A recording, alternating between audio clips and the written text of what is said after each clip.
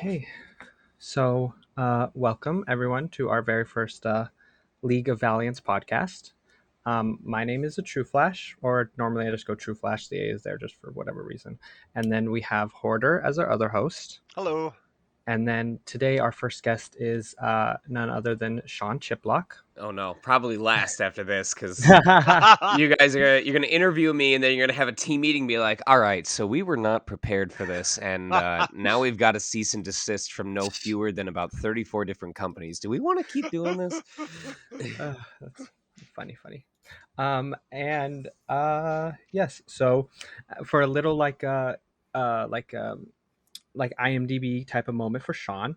So Sean Chip. So we have he's a voice actor with many roles under his belt, such as what most people are probably going to know him as is Spider-Man in Marvel's Avengers. He also plays Diluc in Genshin Impact. One of my personal favorites, which would be Yuki Mishima in Persona 5. And then my absolute, probably personal favorite role that he has played in video games would be Reen Schwartzer in the Trails of Cold Steel series. Heck yeah. And so, Sean, I'm gonna do the typical like what they do in like all of any type of people when they have guests on. Why don't you tell me a little bit about yourself? I will, but first I was checking on your guys' Twitter page. Did you post anything about the show going live so I can like share it with Discord communities and stuff like? Yeah, I believe that Hero should be posting it shortly on our Twitter. Yeah. Just figured I'd reach out and do that. I guess you kind of already set the stage for me. I'm really just someone who enjoys gaming and also enjoys sapping up all of their free time finding things to do, whether or not they would consider that work, because brains are very mean sometimes. And so I ended up stumbling across voiceover in my younger years, right about halfway through high school, decided to pursue it, fell in love with it the more that I got involved with it, and just kind of stuck with it. So now I'm very grateful to say that it's something that I'm out here in California doing full time. I've made a full career out of it. There's been times within my career where there was a slow period and I got bored enough that I added something else to my work routine, whether it was freelance jobs or even at one point a gig at Disneyland California Adventure. That only lasted 3 months and 3 days because right around that same time is when I ended up booking Subaru and ReZero. And so now I just fill that time with streaming, because now I was like, listen, if I'm going to rob myself of all my free time, I need a permanent way to do it. I need something that I'm in control of so I can rob myself of the chance to relax. And streaming is perfect for that. Now I do that 5 days a week, and plus whatever bonus streams I do because I feel compelled to. I do that on top of voice acting. I chug more water than a fish in the Atlantic Ocean. And that's what I've been doing since. Nice. Yeah, and so with you mentioning you started voice acting in high school, like halfway through high school, how is that something that you get into that young? Let's see. Well, that it was still only about a year after my mom had died, and so I was trying to find ways to regain some sense of self, because that had completely consumed all of my time after school and often very early in the morning before school. And the problem was, in school, there were a lot of things that I was good enough at in order to pass. And I mean, like, with a healthy margin. I don't mean like barely passing with a C. I mean, I was getting, B pluses, A minuses at worst. But there wasn't really anything that was holding my interest long enough that I was looking at a college application and going, yeah, I want to commit myself to this for the next 4 years. So when I stumbled upon voice acting, it was the first time that something had caught my interest, that I as an individual wanted to learn more about. And I saw this as an opportunity to actually commit myself to something that I gave a care about. And thankfully, my parents recognized that it was clearly something that was important to me in that way. And so I think it helped, because feeling personally inspired by it meant that I didn't have as much trouble committing myself to putting in the effort, putting in the time. because I kind of already knew from the beginning that this was something that I was going to have to pursue if I was going to get any farther in it. It wasn't that my parents weren't willing to support me, but there was kind of this understanding that my mom was always more of the actor in the family, and so my dad didn't really have a big understanding. So he loved that there was something that was important to me. He just didn't have the resources or the knowledge to assist me, except from the sidelines. So it worked out for the better in that regard, because it meant that everything that I accomplished for myself, I had to do for myself. And even if that involved getting outside help from online forums. So I think that that played a big part into me developing into someone who's very self-driven, who's willing to put in the time and the effort, and recognizes that you get out of it a portion of what you put into it yourself. No, yeah, definitely. I mean, I'm first off, I'm definitely sorry to hear that your mom passed when you were Mhm. so young. Like that must have been so difficult to deal with. Like I don't It's even know how. I mean, there some of it still lingers with me today, and that's just things that I have to take care of on a Mhm. day by day basis. But most of how I was able to work through there was because I had a very strong and very capable dad who, was willing to ask for help when he needed it, but otherwise was able to do what he needed to do to move on with his own life. Mhm. And he and I, we've had rough patches, but to this day, we still have a very strong relationship with each other, and I value that a lot. Yeah. No, that's always good to hear. And so, as you know, as you may know, we do collaborate with Unsinkable, and as well as Extra Life for Kids. So we will be touching on mental health, every so Oh, I'm often. sorry if things got No, like no, no, way no, no, no, no, serious no, no, more no, no, sooner than no. they were Not at supposed all. No, to. it's kind of a perfect segue into it. Yeah. Um, so when you first started in high school, I mean, you kind of, like I said, you kind of already touched it. Were there any like mental struggles that you had to overcome, and how would you say that you dealt with them at such a young age? Oh, the mental struggles never really go away. It's just Mm-hmm. it's more a question of what kinds of mental struggles that you deal with, and how it gets easier to deal with them over time.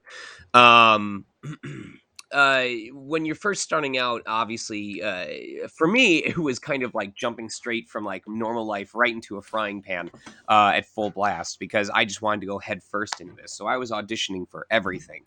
But a very common thing that a lot of people first starting out face is, it's this brand new world. You're excited about everything. You want to get involved. The problem being that you probably don't have the experience to be competitive with everyone else that you are auditioning against. So there's this hard wall of, I'm so passionate, I'm so invested, I want to be a part of this world, with the reality of, oh, I'm not hitting what I need to hit in order to get considered for these roles. So there's a lot of initial rejection. And kind of in both a good and a bad way, this hard wall of rejection, this hard wall of quality, kind of filters out a lot of people from the beginning. It filters out the folks that are like, oh, I've got rejected for the 20th time, but I'm still just as interested in finding a way through, versus the people who hit that wall over and over and over and over again, and they get stressed out, and they get downtrodden, and they're like, you know what, this is bugging me, I'm impatient, I'm worn out, I can't keep doing this. And as much as that sucks, I find it's very important, because that's basically all this career is Mm-hmm. constantly auditioning and trying to convince the next person that you're the best fit for the job. Every job is its own job. And to call voice acting permanent temporary unemployment is not a false statement. In fact, even though I work as often as my profile suggests that I do, I still have an open unemployment claim with the state of California, just because on those rare weeks when I don't have any work whatsoever, I qualify to get unemployment payment, because I'm never actually employed by any of the companies that I work for. Mm-hmm. So that's a constant. Even in 2019, there was a 4 month period between January and April where I did not work any new gigs despite auditioning every single day, and God, did it have an impact on my mental health. Mm-hmm. Um, So I'm trying to remember what the original. The challenges that we face. So early on, that concept of rejection is really, really big. Mid game, you can tell the gamer in me is already coming up with the terminology between amateur and professionalism. Mid game, a really big problem is this concept of jealousy and envy. That's one of the really big ones that I had to deal with and still deal with to this day. Is you start landing some gigs, but then it almost becomes a like grass is greener on the other side scenario where you are also starting to better connect with your colleagues and with your peers. You're developing that connection network that's going to serve you in the professional realm and beyond. But that also means you kind of get an inside look to everyone else's successes. And as anyone who uses social media might be aware, we tend to see the constant stream of people's successes that they want to share without hearing about the failures in the background that they don't feel like talking about. Mm-hmm. And so it gets very easy to be like, oh, this person got this role, this person got this role. Bell, that anime just came out from Mamoru Hosoda, and I had a chance to audition for that, and there were a lot of characters that I would have had a blast getting to play, and I didn't book any of them. So even now, I sit here getting to listen to everyone talk about Bell and how amazing it was, and possibly how good the dub was, and there's always going to be that small part of me as an actor that goes, man, it would have been nice to be a part of that. And that's Mm-hmm. just something that I've got to cope with. So that's something that people have to be aware of and manage their emotions correctly around, because if you don't handle that jealousy well, if you don't handle the envy well, and I'm telling you, it's probably going to happen of having those feelings, it can really shoot yourself in the foot when it comes to maintaining those relationships with your peers. Um, in the late game, I want to say it's a matter of, I wouldn't call it keeping up with the Joneses, but there's this kind of stress of making sure that your recording space is up to scratch, especially ever since the onset of the pandemic. Mm-hmm. Um, my studio had to be upgraded in a rush, like an actual literal rush over the course of 2 weeks when they realized that this was going to be going on for a lot longer than we thought it was. Um, and I'm talking like I actually injured myself like twice on my hand trying to get equipment pieces to go together the way that they were supposed to. And now it's about to happen twofold, because my wife and I are actually in final steps to close on our first ever home. And that means I got to transfer everything over to the new house. And of course, not only is there the process of taking it all down and hoping I don't destroy something in the process, but also moving it over to the new house and hoping to God that when I put everything back up on the walls, when I set up everything the way that I did in the old place, that it's actually going to sound the same, and it's going to Mm-hmm. have the same amount of sound treatment, and the walls are going to cooperate. There's all these what if scenarios already playing through my head. What I was getting at with that is that record from home is something that is much more um, embraced in this current climate, and so it's an actual worry that people have to think about. And even outside of a home studio, it's, do my demos need to be updated? How is my branding online? Because even though I'm not the big fan of this, voice acting has kind of gone the way of Hollywood, where it's as much about your engagement with your audience outside of your performances as it is about your actual character roles.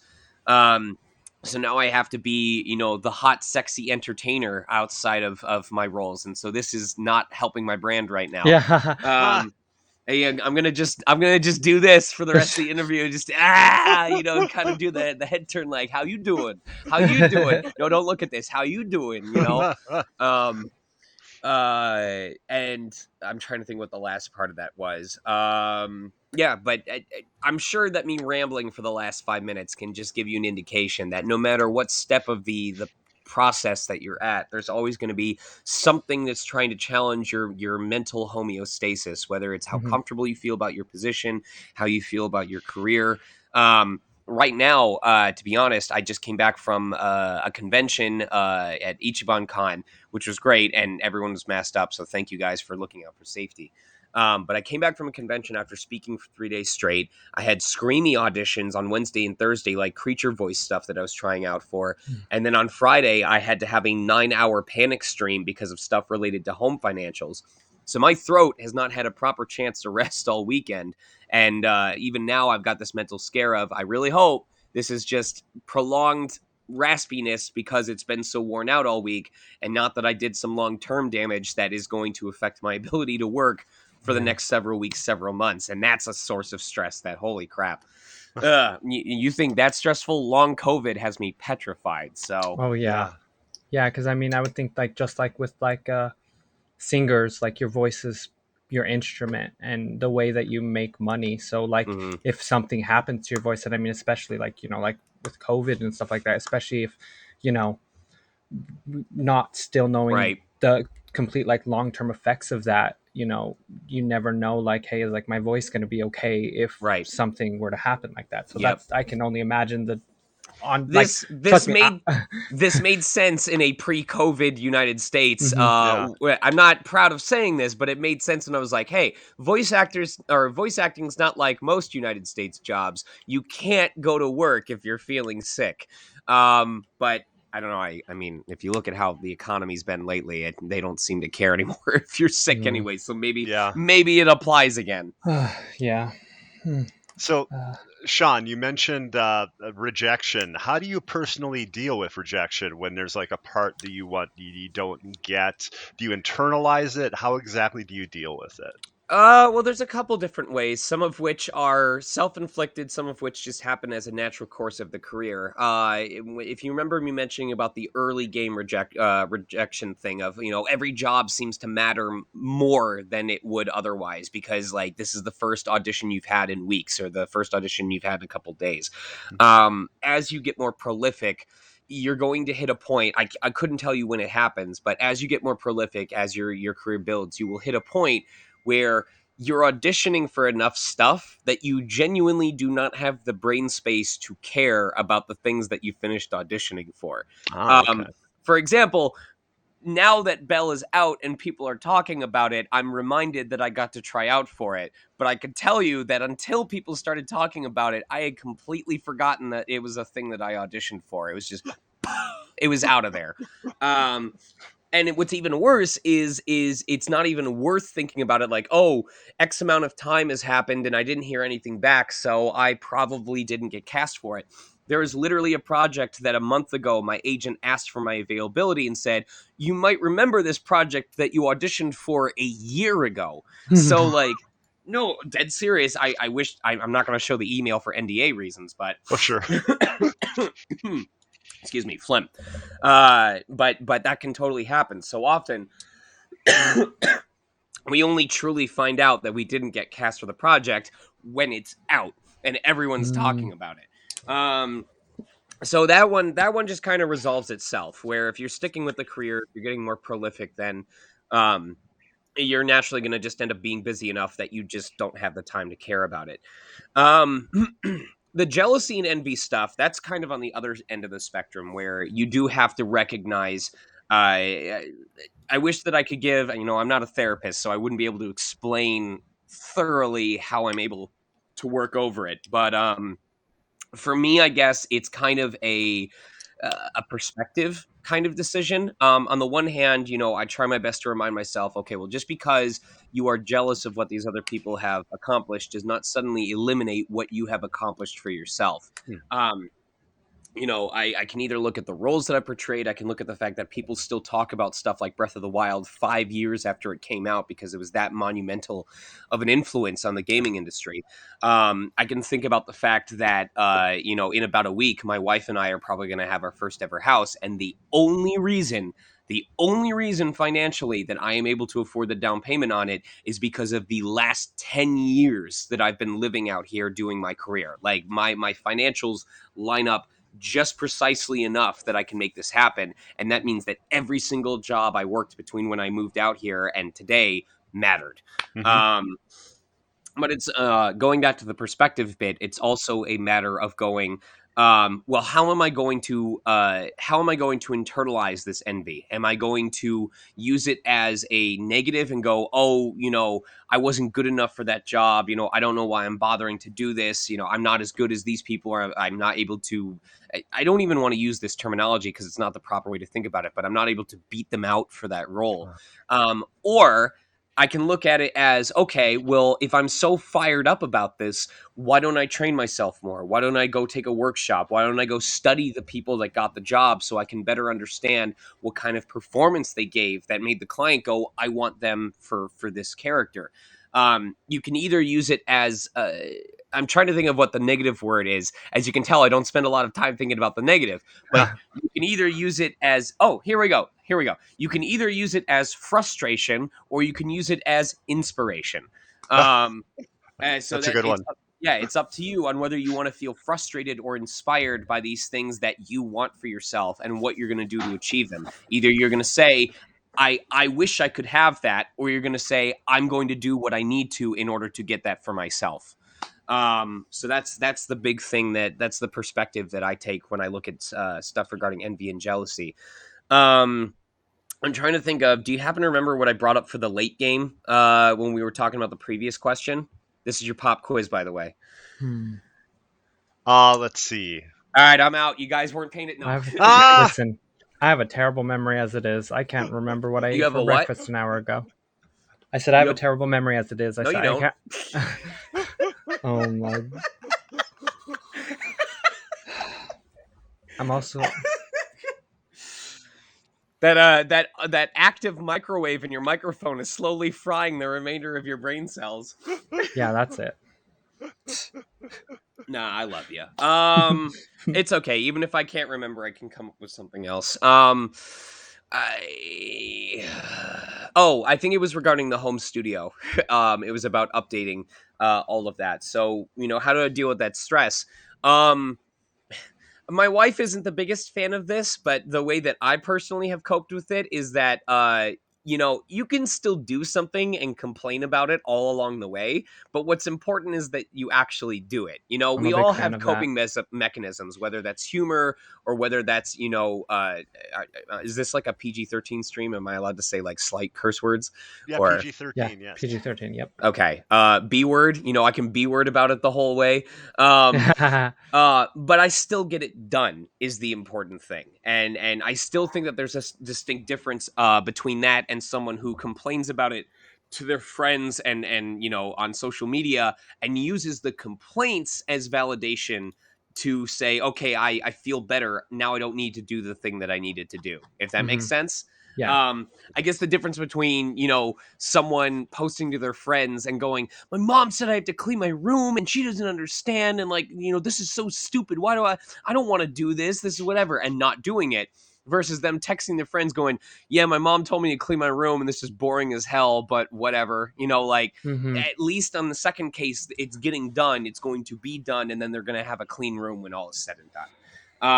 And I think that's a big part of what helps me move forward in this industry is because even when it's inconvenient for me, when I see it as necessary or when I find it or when I understand its importance, I'm going to go and do it. Upgrading the studio was so taxing on me and so frustrating and expensive at one point because I think I spent like $3,000, something like that, on all the acoustic foam that I definitely probably could have saved money if I'd gotten like a proper vocal booth, but we're talking about a time constraint versus right. It was the sooner your studio is ready, the sooner you can start working again. Yeah. And for what it's worth, I more than made back what I spent on upgrading that studio just on the sheer amount of work I was able to start doing in the time since. So as frustrating as it was for me, and if my wife were here, she would definitely be able to vouch for just how short-tempered I was during that period. Not at her, just at life in general. It still got done, and I'm grateful that I did it. So those are the big three, but if I were to throw in a fourth that I hadn't brought up until now, I don't. This isn't really an answer to what I do to look after my. Well, no, I will both bring up a new situation and then answer it, even though it wasn't part of the question. Going back to the previous question of what are the things that people have to watch out for in this career. Picking your battles on social media and on the internet. I've long been someone who has talked not only about the importance of recognizing the ease of access that we all have to each other's lives. In part, it's our own damn fault because of how much we willingly post online for everyone else to see. Yeah. But also especially when you're younger, when you're still getting in charge of your emotions, when you're still trying to figure out, what your values are, what your morals are, what your ethics are. I noticed that, especially for people that are more passionate and are more emotionally volatile, and I say this lovingly because I was one of those people. There seems to be this desire to publicly announce what you stand for, and I don't mean that literally. I mean, like, there's kind of this drive to and this sense of justice behind, speaking loudly about the things that are important to you, whether you find them right or wrong. And this can make it easier for people in this age of social media to get involved in fights and arguments and grandstanding that, in the grand scheme of things, doesn't matter. Like, just isn't, it's not important. It's important to you in that moment, but to the rest of the outside world, it looks petty and Mm-hmm. stupid and really, really, really, really dumb. Really dumb, so pointless. And almost to a point where I'm sure that as you get older and you look back on it, you're going to be sitting there going, why did I spend time on this? Like, why did I think this was a hill that I needed to die on? And I think it's important for people to recognize that and to pick their battles, because a lot of this internet stuff stays forever, and a lot of it is going to stick with you a lot longer than you think it will. Um, I literally just a couple of weeks ago, around the time that GDQ posted, ended up highlighting what had happened behind the scenes. At one point, I was a host for GDQ, and then I got removed. And while I don't have the actual answer to that, because the officials behind the staff have never spoken to me since, I have a pretty good theory as to what happened that led to it. And it all ties back to crossing roads with the wrong people and deciding it was important to me in that moment to grandstand about, how I felt about them, and to speak out publicly against them and get on their bad side. And it came back to bite me in the butt. And while I'm grateful that it didn't impact my official professional career to the best of my knowledge, the fact is there was something that was really important to me that was taken away from me because of my decision to get involved. And that's something that I have to live with. If anything, I'm grateful it happened with a volunteer event versus an actual paying Mm-hmm. client. But so that's one of, like, the big things that I talk to people about is you have no idea how long your decisions today can decide to continue to affect you in the months and years ahead. So you need to be more cautious than ever about what you choose to do, what you choose to say, and what you are willing to face possible repercussions for, if it's Mm-hmm. worth speaking out to the degree that you want to speak out about it. And so that's not even so much like a mental coping mechanism as it is mental awareness, Mm-hmm. because my suffering in regards to that charity event was on some level self-inflicted. Mm-hmm. Like, I wasn't the one responsible for getting myself removed, but I probably could have avoided it if I had better picked my battles back then. So that's something that I think people absolutely need to be aware of, especially if they want to get into a career like mine, is you are your own public face. And that means what you do in the public eye is going to reflect you. So be aware of that. That makes sense too. And like with like I'll get on Twitter and I'll say some things that are political, because that's important to me. But Right. like the thing is, at the end of the day, you're really probably not going to change anyone's mind. So you're Right. getting into this fight and you're kind of like basically talking to a wall. So, and then, if you get into a heated argument or something like that, yeah, you could say some things. You could get your Twitter account suspended. All sorts of things could happen. Right. Yeah. Well, I don't want people to look at it that way, and then decide, okay, well, it's better for me to not say anything, to take like a centrist position on everything. Mm-hmm. Sure. It's just a matter of recognizing what is important enough to you that you are willing to continue speaking out about it, and you accept the risk potential that is there Yes. by doing so. For example, I freaking hate NFTs. I hate anything to Oh do with the NFT goodness. marketplace. And I am so vocal about it on social media, about how stupid I think it is and how manipulative and exploitative I think it is. So obviously, if there are colleagues or clients who are big supporters of NFTs, I'm probably not going to. I'm blocked by Tara Strong on Twitter. Like, I am literally directly blocked by Tara Strong because of how different our views are on NFTs, and she wants nothing to do with me as a result of that. Could that affect my ability to work with people in the future? Absolutely. Could it result in me losing out on work because I'm so vocal about my opposition to NFTs? Probably. Do I, as an individual, feel like I am willing to deal with the risk of losing out on some work in order to publicly oppose NFTs and talk to people about why they're a bad idea? Yes, that is one of those educated decisions that we brought up. The same way with trans rights.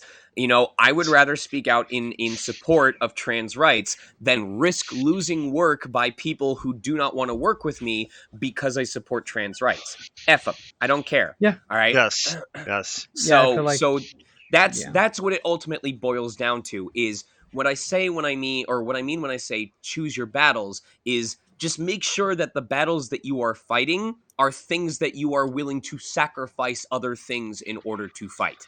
So Mhm. that's it. Yeah. No, that is completely understandable.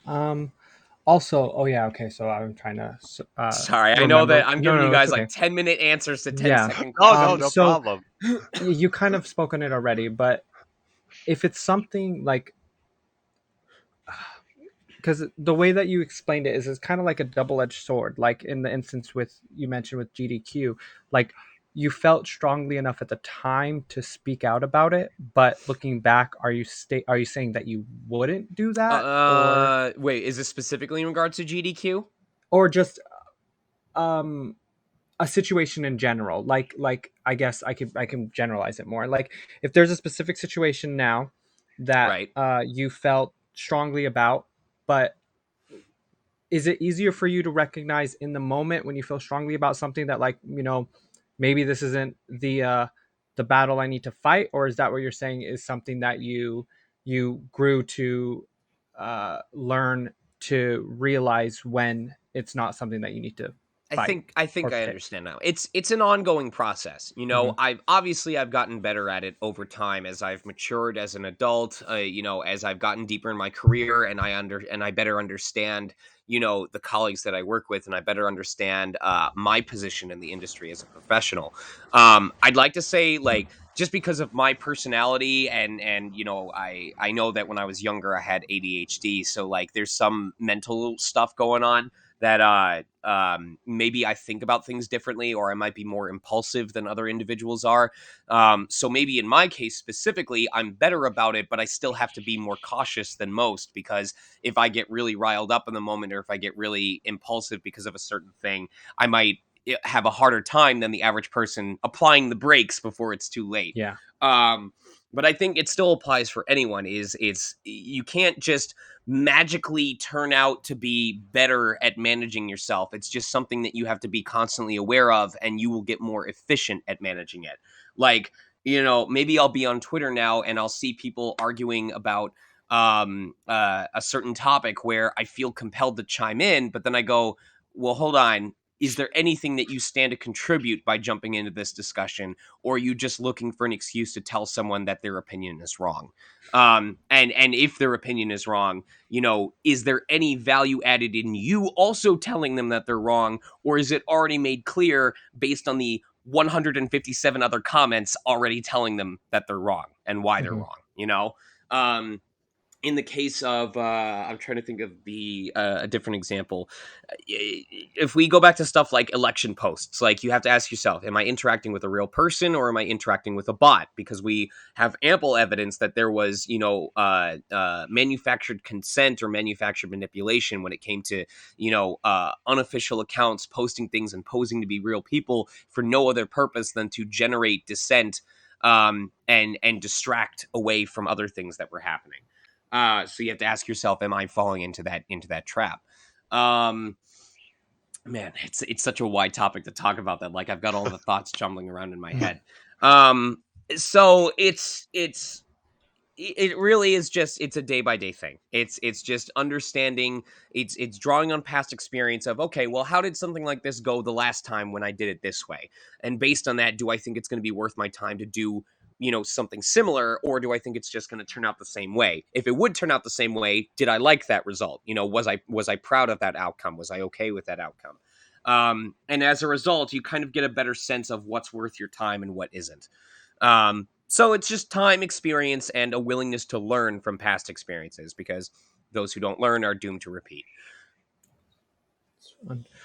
Understandable. And yeah, it's kind of like what I noticed that Alien Fodder said when we were talking earlier. She mentioned, like how many, high profile people have we seen getting like canceled or so to speak over stuff they said like 10 to 15 years ago. Mm-hmm. So it's kind of like James Gunn initially. Yeah.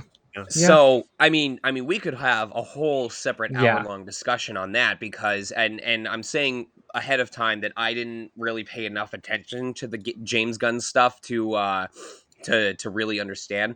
The problem being that there is a difference between being held to the fire. It almost is three part, and this is still generalizing it. Okay, Mhm. there is a difference between being lambasted over something that was accounted for and addressed back when it happened. There is a difference between that and being held to the fire on something that you weren't held accountable for in the past, and you just happen to be caught now, and now you're facing the social backlash for it today when you should have faced it back then when it happened. And then there's a difference between both of those and something that is concerning enough, something that is active enough that it highlights an ongoing problem that you might have just gotten better at hiding, and now it's being forced into the spotlight. All three of these things have different levels of culpability. So Mhm. to use the James Gunn thing as an example, and again, we're veering into personal opinion territory, Yeah. and this is still very general, so I don't want people to just leave this if they listen to this podcast and go, or listen to the stream and go, oh, which one of the three does it fall into? I'm not a specialist, but Yeah. if it was something where James Gunn said something in the past that was inappropriate or acted in ways that was inappropriate, already acknowledged it, probably already faced repercussions for it, and is now trying to be a better person, people need to let it alone. They need to leave it alone. Like that's one of the big things that I focus on is I'm not, as a human being, I'm imperfect. I can think of at least one case in the last month where I thought I had a hot take and it wasn't that good a hot take. And thankfully I had people willing to stand up and say, Sean, that was really stupid. That was really dumb. And I recognized it immediately and I apologized and I said, you're right. That was dumb of me. Here's how I can do better. And if that's the case, then I would certainly hope that 10 years from now, I'm not going to have someone bring that up and go, why are you guys still working with Sean? Why is he being allowed to have the platform that he does? Because my hope is that by being accountable and by recognizing what I did wrong and holding accountability for it, that we would address it and show that it was wrong. And now I can focus on being a better person. If it's a case where he did something like incredibly racist or incredibly demeaning or dehumanizing, and he escaped punishment at the time, either because he was popular enough or because people were afraid of repercussions if they spoke out, and now he's being held accountable for it, well, all that really means is there was a delay between what you did and the repercussions that you should have faced for it. And I don't really empathize for you because it's a delayed punishment, but it's still a punishment, and there's not really a statute of limitations on doing something that's socially unacceptable. Especially when if it's on the internet, And especially if it's something that concerns like human rights or human identity. So that's kind of where we get into a gray area where like some people be like, yeah, but it happened 10, 15 years ago. They're different now. Why can't you just let sleeping dogs lie? But in my case, I'm like, okay, well, I would agree with you if they had faced the repercussions for it 10, 15 years ago when it happened. I don't think there's anything wrong with having to face your past and deal with how it frustrates people if you didn't have to do it back then when it was fresh and new. And then, of course, the third one is much more clear coat where, if someone did something really racist back then and it's like, well, wait a second, this kind of lines up with a lot of stuff they do today. Holy crap, this person's actually been very racist the entire time. They've just gotten better at hiding it. Well, that's really important from a social standpoint. Yes. Because it can be a big warning sign. I mean, all I have to do is say the words Harvey Weinstein And we can immediately think of all of a sudden people are going back to all of these videos from 10, 15 years ago or 20 years ago of these celebrities going, don't work with him, don't go to a party if he invites you. And we're all going, oh darn, well, if only we'd known, if Yeah. only we had seen the signs back then. Well, you kind of did. You just ignored them because it wasn't important enough to you back then. So Mm-hmm. Yeah. So I'm not. None of that implies anything about James Gunn, by the way. Like I said, I No. wasn't paying attention to that. Sure. But Sure. it's important to bring that up because based on the severity of the infraction and based on whether you were held accountable for it or chose to hold yourself accountable back then, it kind of changes the game on how important it is that it's brought up in the current day. And it's not always the same case. Like, not everything that happened 10, 15 years ago that's being mentioned today is worth bringing up, but there are times when it's very important that it's being brought up. So we as a group, as a society, have to be willing to put in the time and effort to actually research each of these events and go, well, how important is this? What is the thing that this person did? Is it worth or is it reasonable to want them to face repercussions for it in light of what happened and who they've been since then? So Mm-hmm. Well, the alt-right though also made him a target. So basically, they were oh, they were celebrating on like message boards and stuff when they basically got him initially canceled by Disney. right. So it was really upsetting because basically what it was some pretty dark and edgy jokes, but similar to things that Bob Saget would have in his routines. Right. Yeah. So, Yeah. I won't speak on it because I'm not part of corporate. I'm not part of that sphere. I understand that as soon as businesses get involved, it's a whole different ball game. Yeah.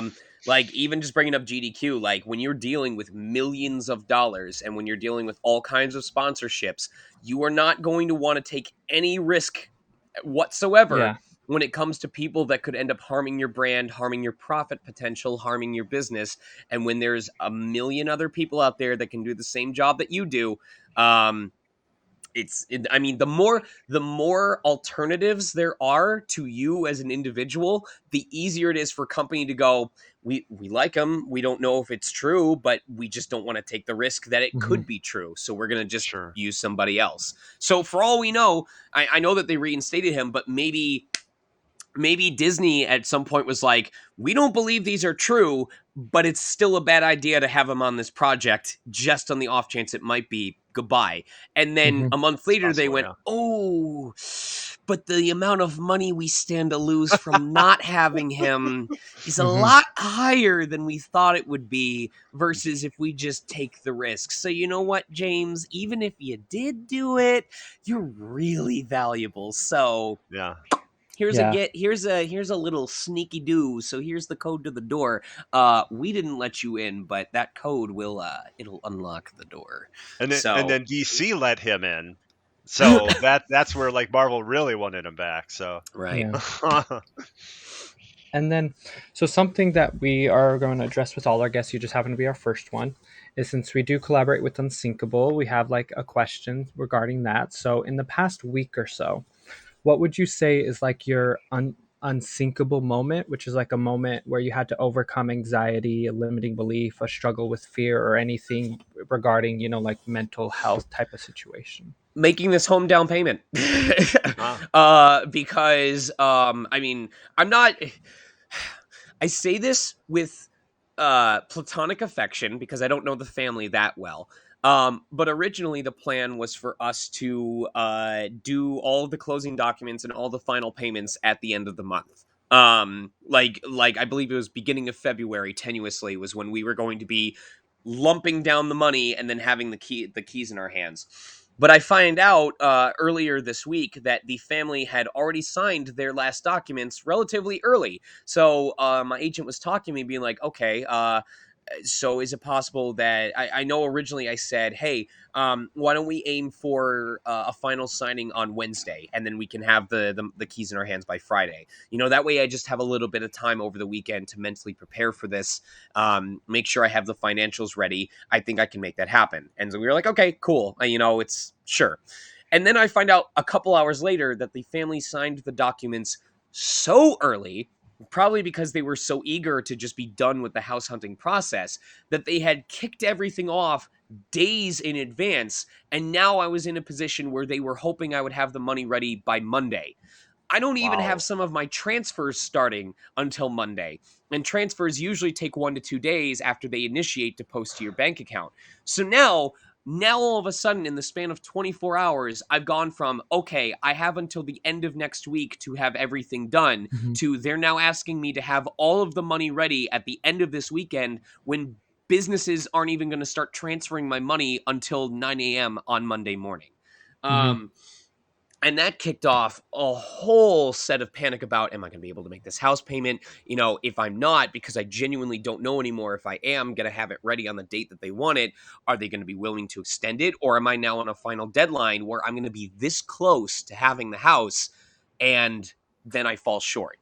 After all of this time, after all of this stress, am I going to get to that last step, say, I need more time? And the lender's going to go, sorry, we don't have it. Contract's nullified. It's back on the market.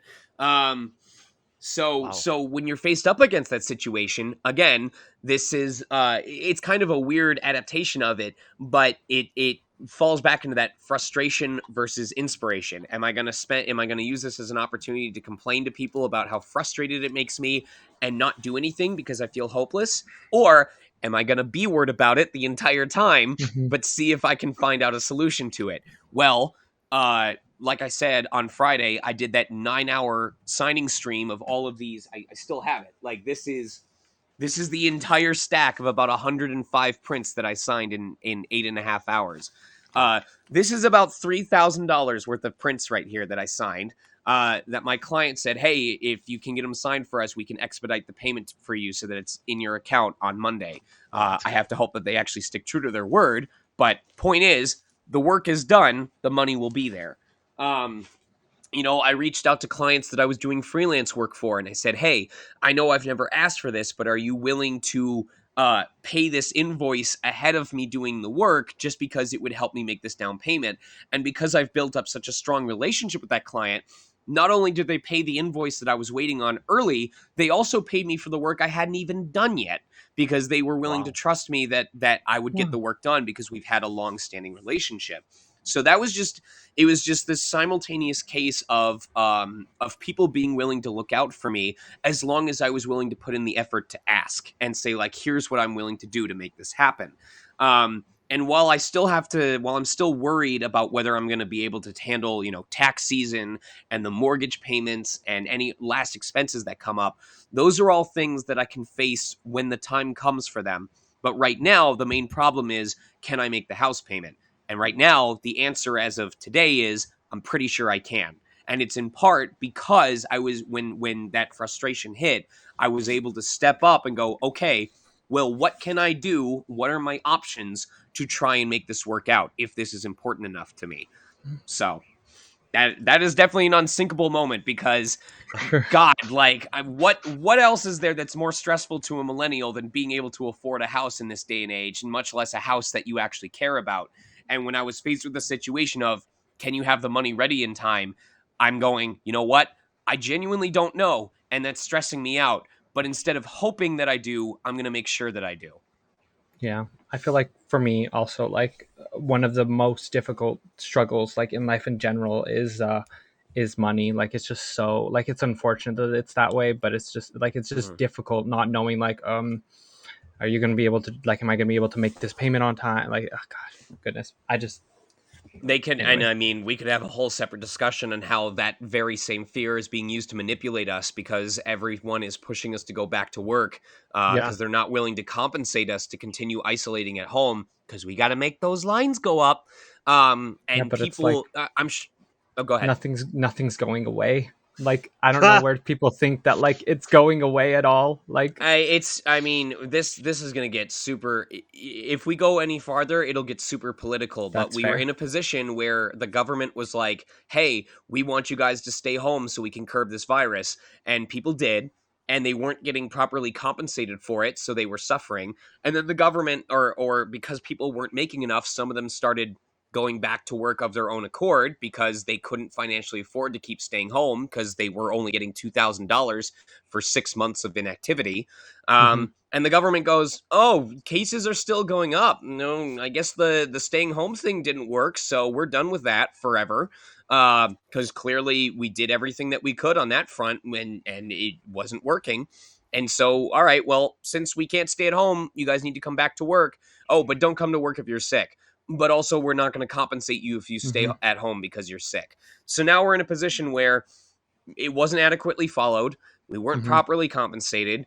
People on a best case scenario are now financially struggling because of all that, and in a worst case scenario are doing far worse than they were at the start of the pandemic because Mm-hmm. they have no money to cover for that span of time where they weren't working, and we all have financial needs. So at this point, it's really easy for most companies to go, "Listen, buddy, I know you need the money, and I know that I like making money. So Mm-hmm. either you can come work at whatever wage I set for you because you need it, or you can die, and I'll just find someone else to replace you." Yeah. Yeah. So And at Yeah. the risk of being political too, unfortunately, there was kind of like a misinformation campaign. And in the United States, at least, the percentage of people vaccinated is nowhere near as high as they wished it would be. what is it at right now? What is the true amount right now? I thought it was 65 or 70. Does anyone know exactly? Last time I checked, I thought it was around that. That's And they were, I thought overall that it ranged between 65 to 75% across the country. Maybe I had Yeah. I That could might have be the wrong correct. metrics though. I'm just saying that right now. yeah, but Maybe I I was think like, they were hoping like between 85 or something. Like they were hoping for Yeah. quite a bit larger percentage. nah, Otherwise, it's man, just going to nah, man. continue. The South makes up at least half the U.S. Yeah. So Yeah, and it's also like at the same point, it's like, once again, not trying to get too political, but like right when you stop, certain amounts of unemployment benefits for the majority of the country, and then the cases spike, that you can't correlate like, oh, we stopped this, which means Yeah. more people are trying to get a job, which means more people are going out, and there's a spike. So it's like this is all connected, but yeah. yeah. I think at this point we should just avoid saying not Yeah, to get political because that's fair enough. Fair enough. But it's but it, no, we're but what's starting so to avoid unfortunate, we're starting to become the political version of not to be racist, but yeah, but it's so unfortunate that like like analyzing and recognizing truth is considered political. Like it's even taking more stats frustrating. and Become taking that, like yes. scientific evidence that has been proven, and using that as a form of like talking point and a stance, when it's like just hard numbers, hard facts, like it's literally like, this is the fact, this is the truth, and then going out and saying that and being considered as it's a political Yeah, statement, it's or all But it's politicized. but Yeah. this plays back into what we were discussing earlier about the risk assessments that we're willing to make for ourselves. We are at a position, unfortunately, where discussing the truth, discussing the science, is considered political. But in my, again, I'm using this as a personal anecdote. In my case, I decide that it's worth risking my livelihood and worth risking my reputation online in order to get political with that truth, because to me it's important to my career, it's important to my audience. So it's unfortunate that it has gone political, but that we still have to decide, okay, well, is it too political for me to be willing to speak up about it, or is it important enough for me to be willing to make it part of my identity and say I'm willing to take risks regarding my career, regarding my job, Mhm. regarding my association with other people in order to speak my piece on this. Yeah, but like the whole like the fact that it even has to be like labeled as political is what's Right. unfortunate. Yeah. Right. But yeah. It's sad. Anyways, okay, so and then we could pass it over to Hoarder as well. Hoarder, have you had an unsinkable moment this week? Let's see here. I mean, yeah, I had a really great thing that happened. I recently became part of the Doom Squad Gaming. So League of Valiants and Doom Squad Gaming now for me. So that was really awesome. A really great stream team. And I found out about that this week. So that Oh, would probably be the biggest thing that happened that was, good. yeah. I think for me, like the most difficult part of this week was probably every day leading up to this. Like I the amount of prep that I thought was necessary slash probably put into this, and the amount of anxiety I had just talking to people is just like, I mean, not talking to people in general, but like coming to this moment where it's like, you know, like, are these good questions? Am I doing it correctly? Like, is it like doing a podcast and stuff is something I've always been interested in, and like, you know, like asking people questions, like getting, you know, like talking to people back and forth has always been like something I enjoy. But it's just like all of it together at once for like the first podcast that I've technically hosted. It was just was a lot for me. But I mean, I hope I hope at least Sean considers that it's gone well. Like, you know, so that's probably my biggest struggle I had this week. And I think, real quick, I think I said that wrong. So unsinkable moment. So it would have been my. I can be somewhat negative and like prone to things like anxiety, depression, and stuff. So I didn't think that I would get into the Doom Squad, but I was really happy when I did. So I was kind of having a defeatist attitude towards it, but then very happy when I found out I did actually become part of it. Awesome. That's cool. Mm-hmm. All having just a little simmer moment, just a little emotional homeostasis moment together. Yeah, pretty much. I'm not sure. Were we doing this segment for just the first hour? Are we may be kind of winding down of that. I'm not exactly sure how long you had said you were going to be on. Yeah, how long are you available, Sean? Let me see. My other signing for the group, the JoJo group thing, is at 12:30, and I probably want some time to set up everything for that. So I probably say my hard out is like 11:30, just so that I have like an hour to decompress and prepare. Other than that, I don't know if it would take that long, but I can make that time available if need be. No, I mean, it's completely up to you. I think we're gonna go to chat right now and see if they have any questions. I know that there were some questions here at the beginning. Yeah, okay, so yeah, towards the beginning, what is your opinion on Destiny 2? Do you play Destiny or any type of game like that? I mean, I'm happy for Destiny 2 because it means my original Destiny wasn't good enough, and I'm scared of what my original Destiny would have been. Oh my goodness. But on the same note, if Destiny 2 was so good, why isn't there a Destiny 2.5 or 2.875? Like, Kingdom Hearts 2 is Kingdom Hearts 2 is so good. Kingdom Hearts 2 is so good. They made like 4 different spin-offs of it. So it's true. If that initial answer doesn't make it obvious, I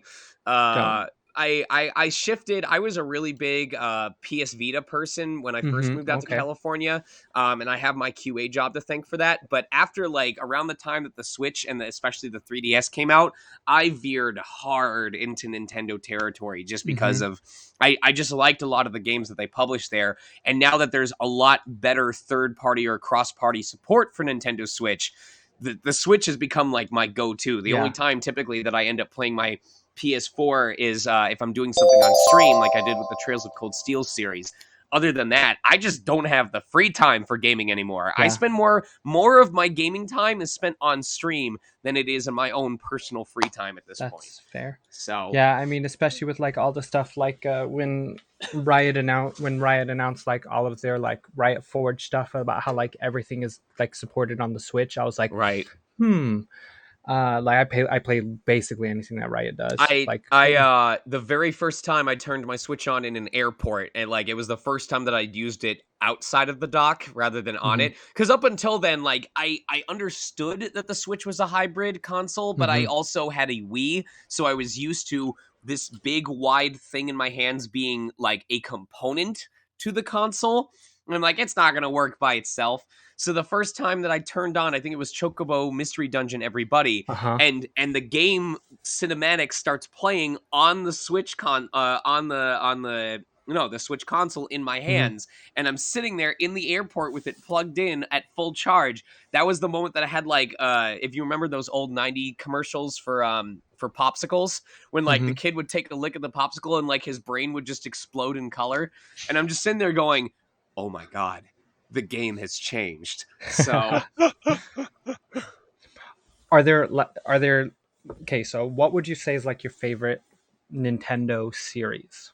oh god, Nintendo I know series there's so many because there's specifically. like Zelda, Pokemon, like there's just Son. No, that's Nintendo Sega. Sorry. Nintendo series Mm-hmm. specifically. Oh man. Like this actually is a better question than you think it is, because it makes me realize how few of the games I've been addicted to have been like strictly Nintendo games. Mm-hmm. Probably Super Smash Brothers for when I want to feel good, and Mario Party for when I want to feel hatred. That's fair. It's weird because as frustrating as Smash can be when playing against other people online at my skill level, I still feel good because I get to play as Mega Man, and I like styling on people as Mega Man. And so even the times that I'm frustrated because I'm losing are outweighed by the times that I feel good because I'm figuring out the nuances of this particular battle, and I'm winning with my with a character that I cherish. Mario Party Superstars can just go kick itself in the shin. Like the number of times that I have made an earnest effort and planned things out just to have some B word with 0 stars get both of the bonuses at the end of the game and win. There is a moment on stream where I lost by 1 coin because someone got 2 stars at the end of the game, tied with me for stars, and happened to have 1 coin more So than I did, and that gave them the win. And if that, I wanted to rip a Monopoly board in half with my bare hands and my teeth after that game. uh, and then another question, it looks like Grim here Gaming has. He says, obviously you voiced Spidey in Marvel's Avengers, so this may already answer your question, but is there a particular Marvel character you relate to the most, and why? Ooh. Probably Quicksilver, because life is too slow and everything needs to be done faster. And also I'm hungry all the time. All the time. Let me see. I like Thor because he's very confident in himself and his abilities, but he doesn't always get what's happening in the outside world. And there's a lot of cases where his charisma is the only thing carrying him through the day. Spider-Man, I feel like part of why I was able to play Spider-Man in the first place is because he has to deal with a lot of responsibility, including some that he's not fully prepared for being thrust upon him simply because he's one of the most equipped people to deal with it. Mm-hmm. And I identify with Captain America because he's got a great ass. America's ass. America's ass. That's fantastic. Is there specifically, like when you look back, like when you were younger, you're like, this is something I want to be a part of. Has there been a franchise that you've been a part of or that you want to be a part of, or like is your best experience? This is going to tie back to one of those earlier questions in a way you might not have imagined. So I'm a really, really big fan of first-person dungeon crawlers.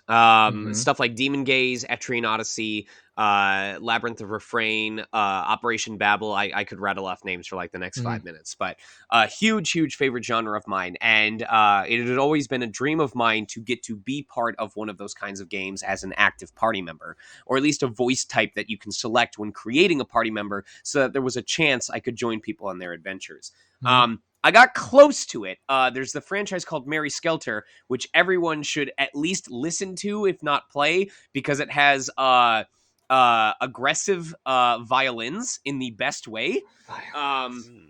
Seriously, if you're in chat, look up Mary Skelter Urge to Freedom. Urge to Freedom. If you like that song, you will enjoy Mary Skelter's soundtrack. Anyway, so like I got Bernard to voice Herrmann, that kind what? of intense, like Bernard Herrmann. I don't know Bernard Herrmann. Oh, I'm sorry. Like the person that does a lot of Hitchcock's did Hitchcock's music. I don't know. So tell you what, specifically, am I able to post links in chat? Like, can I post a link and then you can just listen to it yourself for like the next 2 minutes while I talk my head off? Let's see. Log in will. Oh, that's right. Twitch wants me to log in. Hold on. Is there like a chat or something? I can send it to you. I'm gonna send it to whoever DM'd me. Hero Mentor. I'm sending you the link over DM, and then you can share that in chat because Twitch wants me to log in, and apparently all of my login passwords are wrong. Um. Anyway, where was I going with this? So I got close to it. I got to voice an NPC in the Mary Skelter franchise who shows up throughout the multiple games. But one of the games that I told people I would really like to be a part of was Etrian Odyssey. The Mm-hmm. problem being, I don't know if it's possible anymore because the original company or the company that worked on all of the localizations and the dubbing for Etrian Odyssey refuses to work with me, and I'm wondering, or part of it, or again, it's another case where they haven't told me why, but I think it had to do with, from what I heard through the grapevine, it's that the first time I did work with them, I gave off the impression of being a incorrigible fanboy. And so because I gave off, I Oh. know, but what a big surprise, right? Um, but because I gave off this aura of being an unprofessional fanboy, I couldn't be trusted with sensitive, private, confidential information. And so, falling back on what I said earlier, if a company has any reason to not want to use you versus 1,000 other alternatives, it was an easy decision for them to go, you know what, we're not even going to take the risk. So because of that, I never even got the auditions to potentially work on a project like that. And as Mm-hmm. anyone who owns a 3DS knows, Etrian Odyssey was thriving on the 3DS because it made full use of the dual screen. So when the console stopped, so did Etrian Odyssey. And we Mm-hmm. don't know if it's going to come back for any future consoles. Yeah. So that boat has pretty much sailed, which breaks my heart. But the hope is still there. I would love for there to be another franchise that gets another installment that's as loved as Etrian Odyssey is that I could potentially be a part of. So, Yeah. I listened to the song. It gives off very like Tales of Arise battle theme. mhm, Like that's just the kind of like that's just what I feel when I listen to it. So I think I know what you mean by aggressive violins. right. Yeah, that's funny. Um, and then so obviously in your filmography there is a lot of Marvel. I'm not sure when we asked like is who you relate to, would that be who you would consider your favorite superhero, or is that going to be someone else? Sorry, repeat that question one more Okay, time. so you've done voices for Marvel outside of just Spider-Man, Okay. and when you answered your previous question, you mentioned, you relate to Thor, you relate to Captain America's ass, you relate to Right. Spidey. Who would you say like is your favorite Marvel superhero? Oh man, I'm gonna lose a lot of cred on this just because just the way that I grew up, I didn't spend a lot of time on Marvel.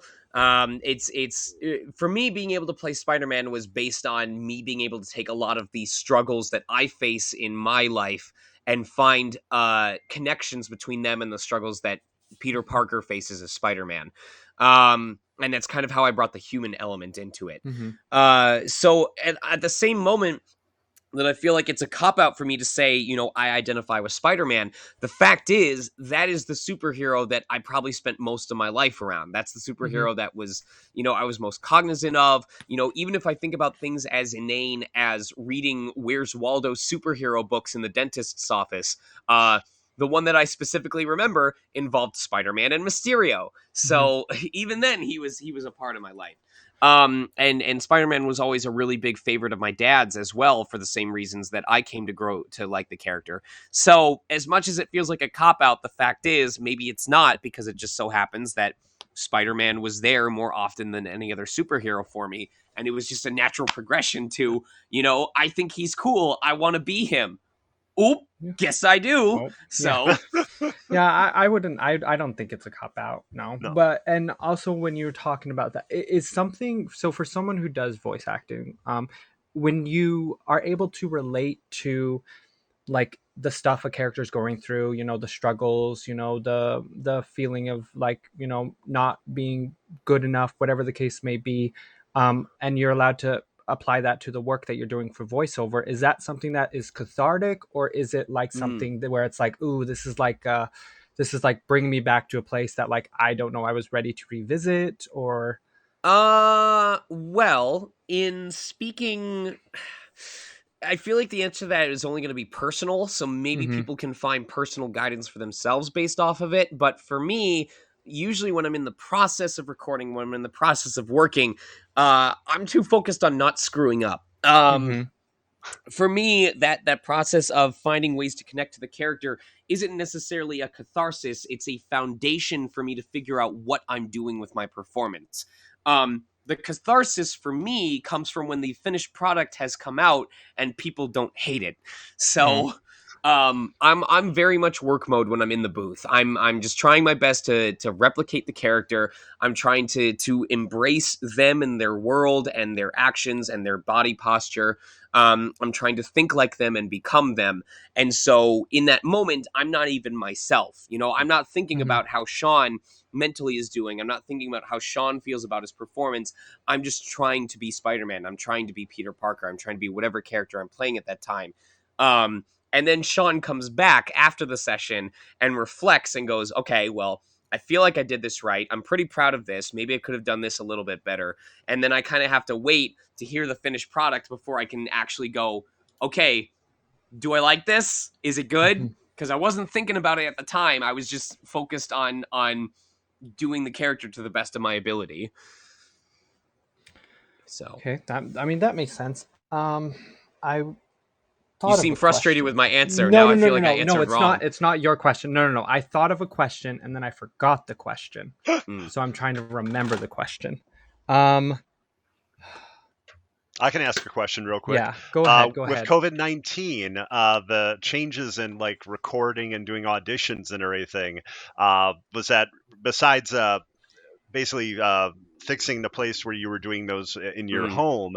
Uh, how is that for you? Like, did that affect you mentally? Did you prefer actually going to a studio and recording there than at home?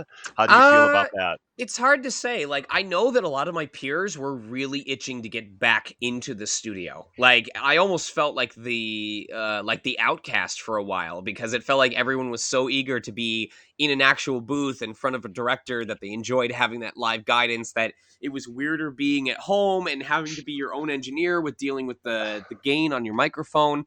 Whereas I was on the flip side, I was like, it's quiet down here. It's not 95 degrees in the shade when I drive into Burbank. Because I, unlike a lot of my colleagues, I decided I liked peace and quiet more than closeness or proximity to the studios that I work at.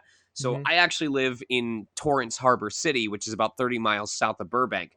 So every time I drive in for work, it's anywhere between 60 to 90 minutes of traffic. Oof. Oh, Um, but to me, it's worth it because if I'm recording for a video game session, at bare minimum, that's $400. Well, actually, 500 now because they raised the rate. That's $500 minimum for a 2 hour session. Then I'm going to spend maybe $5 of gas in if I fully charged my hybrid vehicle. So, like, first world problems, you know. Um, uh, but for me, it was like, oh, when I'm done recording in there, I can immediately start doing auditions. My throat is already warmed up. I can, hop into a podcast here or hop into a thing here. And if this is over by 11:30 and I have a session at noon, I'm not going to be late. I can set up. I can grab Hmm. juice or something. I'm not stressed out via traffic. The freedom is immense, and it's something that I knew about ahead of time when I started doing voice acting as a full time career. Um, so for me, like, I don't mind kind of that it's been this mix of still recording from home versus going in studio based on the individual client's needs. Um, but for me, it's been a blessing. I really enjoy I'm not going to enjoy having to move everything when we move into this house, but assuming it works out, hoping that it works out, I like the idea that I'll be able to spend more time with my wife, during a given day. Hopefully, it will minimize how much money that I spend eating out because after 3 hours of performing, I'm going to be starving. Yes, it's a very physical act at times. But yeah. instead of stopping over for a $25 meal, I'm at home. I can just eat the $3 can of tuna that's in the fridge. Hmm. So there's definitely a lot of benefits for me in regards to it. Cool. Okay, so I remembered the question. So it was back to Spider-Man. I remember on the stream that you did with I believe it was with Crystal Dynamics. You mentioned there was that elevator scene with the jazz. Did anyone ever send that to you? Yes. A couple Okay. people sent it to me at that Because point. I was Yeah. like, for me, I'm on a PS5. My elevators load too fast. First world problems. I don't ever get to finish those conversations, so I've never seen it yet. So I was like, I wonder if he ever, because I remembered you talking so passionately about jazz and how much you love jazz music. I was like, You I wonder like if anyone ever sent jazz? him that conversation. Yeah, I'm sorry. I'm making that stupid joke made me zone out. What was the final part of that question? No, no, nothing. I was just. It was just me wondering if anyone ever Okay. sent you Yeah, the they did video, they which did was just send it, funny. and I got to appreciate it many times over. So thank you, everybody. And then as well. In so I play, like I stated, I already play. I basically play like every like Riot game that there is. So in the Legends Riot of game, you said? yes, Riot game. Okay. So it looks like in Legends of Runeterra, you voiced one of the cards. I believe it was Kindly Tavern Keeper. Yes. Is Riot like what is it? Would you is Riot someone who you would like to do more voiceover work for, or is it just are you kind of someone who's like if like the voiceover work comes, it comes, or are there like certain companies that you enjoy working with? Right. Well, I'm going to state ahead of time that my answer is specifically in regards to voiceover performance. Mm-hmm. I haven't been abreast of any lawsuits that have been happening recently or which companies are Oh, involved, but yes. I don't want to give the impression that I, am against or for any of those particular things. Obviously, um, sexual harassment is not okay, and Yes, I don't know if Riot's involved with this. I'm just covering my bases here. that's fair. But for me, it definitely falls into the realm of, you know, any work is good work. If I'm a good fit for the character, if I feel that I can give a believable performance, then I want to be a part of that world. I remember that the Kindly Tavern Keeper was a little bit more difficult because they did ask for an accent with that character, and it's Yeah, the not one that voices. I'm native in. I was Mm-hmm. good enough to do it, but there were cases with certain lines or certain vowels where we had about a dozen takes before we got one that was clean all the way through. Um, Yeah, but it because I was feel. Oh, go ahead. sorry. No, keep going. No. I'm No, so interested in what you had to say. I was saying, I feel like with the like a lot of like the people who you voice, like I can see the similarities to a degree, like just based on the voice between like Reen and like Peter Parker. Like you can kind of tell that like, oh, like this is the same person, even though like Mm-hmm. they sound quite different from each other. But Mm-hmm. I was like, I feel like with that specific card, like yeah, the accent is very like thick and it's very like I would have never unless until I looked at your IMDb, I never would have guessed that that was you. I'm so glad. So, yeah. So I'm trying to remember what the exact phrase was, but it was basically like, your typical voice actor is not going to turn down work unless it Mm-hmm. conflicts with their morals, their ethics, or something that's really important to them. Mm-hmm. So it's the same vein for me, where if I can do it believably and I can have fun with it, of course I'm going to want to take part. Mm-hmm. It's a very exciting to be able to portray all these different personalities and all these different jobs that otherwise I probably would not be capable of doing in the real world. Mm-hmm. It's a chance to explore and it's a chance to play, and I cherish that a lot. Awesome. And then I probably have just a couple more interesting things to ask you. Okay, so in your filmography or your IMDb, it mentions that you've been involved in character design as well. Character design. Okay. Do you see? Is it giving a title in response to that, Um, or I do believe so. I'm not exactly sure. My fiance prepped my questions, if I'm being honest. So you he said just it's on gave my me. IMDb? Mm-hmm. Okay, let me look Let this me up. It see. said character creation, No, it said character design. character design. Okay, Let me see. I can get a little more sound information. department, animation department. Thanks. The only one that I can character designer for Terrain of Magical Expertise. Okay. Mm-hmm. That's the one that I thought it was. Yes. So I was a backer of a certain tier on Tome Terrain of Magical Expertise, which came with the Gotcha. perk That's what ability makes to sense. design a character that would be used in the game. And Mm-hmm. I've always been a huge fan of Mega Man Battle Network and also a huge fan of Oh, certain Pokemon. So I based it off of a hybrid of a character that I had had in a Pokemon roleplay IRC at one point. Based on Jet, or it was his name was Jet, and it was based on a Luxray. And I also felt that it could be naturally attached to the cybernetic world that Tome represented, that was reminded me of Battle Network and was Mm-hmm. inspired by Battle Network. So I said, why don't we have I don't know what the proper term is for something that resembles a lion, a leonine Mm-hmm. character. Let's have a leonine character with a powers of the electrical based powers, electric based move set. Mm-hmm. That reminds me of both Battle Network and a certain lion type Pokemon that I was a big fan of. I'd like to think it doesn't look too clashy or Mm-hmm. too grody, but at the same time, the internet is a place where you can be anything. So why not be an electric cat? That's fair. That is fair.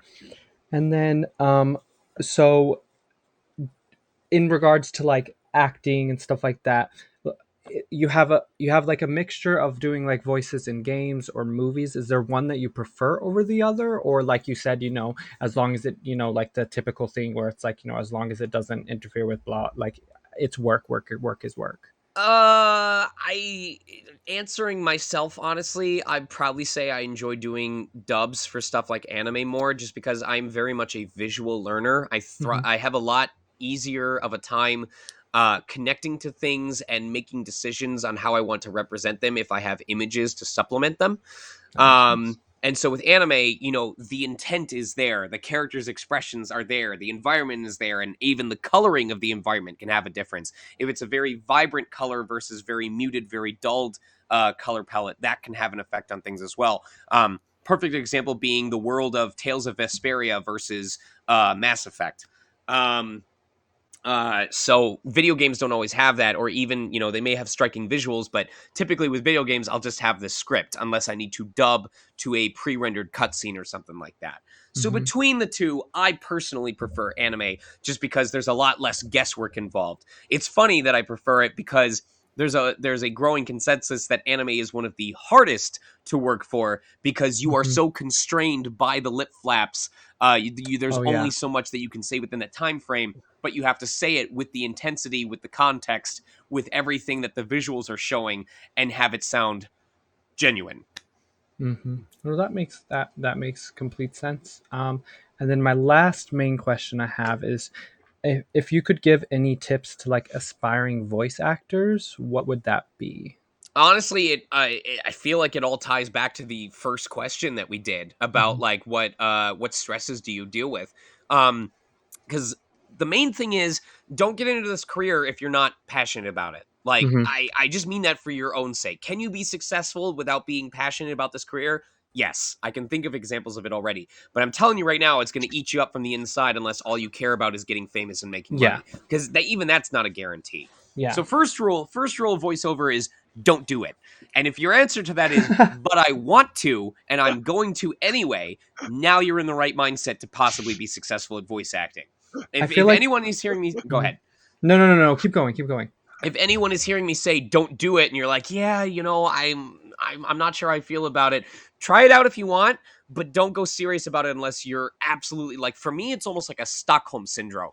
I know, literally, for any of those times where I've woken up and be like, I don't want to effing do this today. I have no idea what the hell I'm doing. Mhm. For any time that I felt like that, the fact is, deep in my gut, I cannot remove myself from this career because that excitement of, well, what could come down the pipeline? What opportunities have I not even heard of yet? When I moved out to California in 2012, I didn't know that I was going to have the chance to audition for freaking Breath of the Wild. I didn't even know I was going to have voices Mhm. in the first It's place. true. That is So very so true. when you look at that and you think what could happen in 5 years that I'm just not even aware of at this point in time. For me, there's that excitement of like, I don't know, but I want to be a part of it. I want to be there when it happens. And that's what keeps me going. So outside of that, so we've got step one down. We've got step one down, which is, are you passionate enough for this to even be worth your time?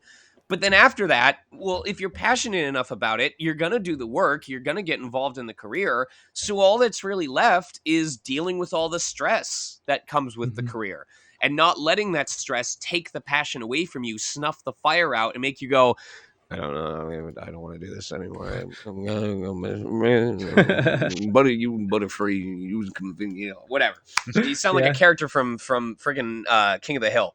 But and at that point, it just goes back to the first question that we answered, which was, okay, well, how do you deal with those stresses? How are you going to deal with the jealousy? How are you going to deal with the envy? How are you going to deal with the rejection? How are you going to deal with not having America's ass? How are you going to deal with how are you?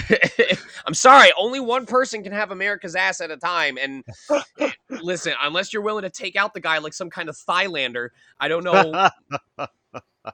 So at that point, it's just a matter of figuring out what works for you, figuring out your work ethic, figuring out your coping mechanisms, and just being willing to tackle the stresses that life wants to throw at you. And if you can do the things that we discussed in the answers to question 1, then you're in a pretty good place.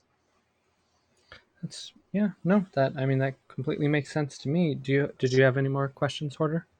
I don't actually. A lot of them we actually pretty much covered, to be honest with you. Okay, so then to wind down this, where can we find you on social media? My Twitter is @SonicMega if you want to hear me get angry about things. My Twitch is twitch.tv/SonicMega if you want to hear me get passionate about things. And my OnlyFans is... No, I'm not going to go that No. Oh my God. I heard the panic. You're like, wait, no. I don't have an OnlyFans. Yet. So it's just Twitter and Twitch right now. Okay. Twitter is where I host a lot, or where I post about a lot of my new announcements that I'm allowed to make. There's also a Discord server that I have. I have to actually get the Discord link at this point, because we used to have our own custom link, but then Discord talked about supporting NFTs, and if you haven't already clued in, I'm not a real big fan of that. Yeah. So I told people that I was not interested in renewing my Nitro. And where is my invite people? Here we go. I believe I'm already in it.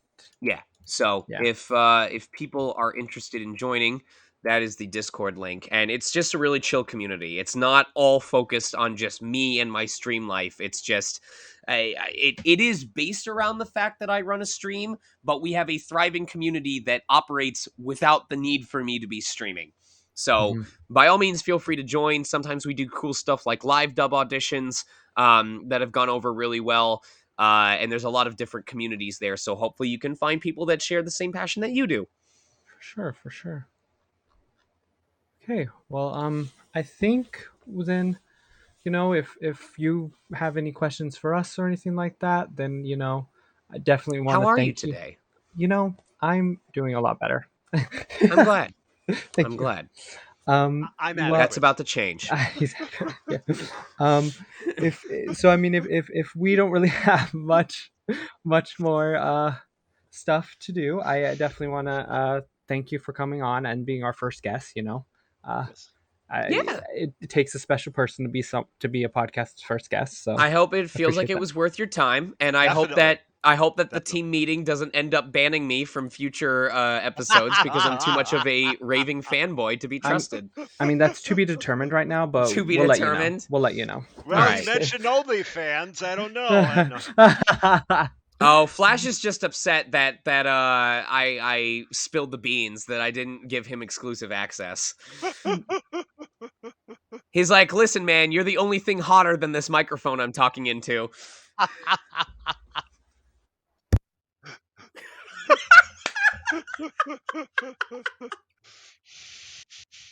That's why it was glowing red, is because it's also a speaker and my voice was coming through it, so it was just like